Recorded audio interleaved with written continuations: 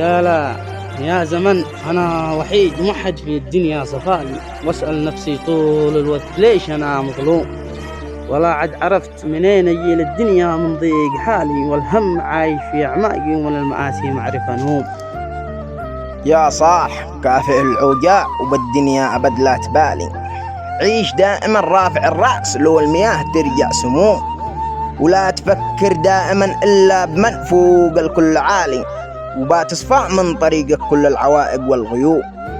يا دهرنا تعب ودايما أشوف للسماء واسأل الليالي، وادخل مع القمر في حوار عن تفرق النجوم. تعبت من الحياة وما لقيت من يرد على سؤالي، والألم من جاني واصبحت إنسان فاقد ذاك الهزوم.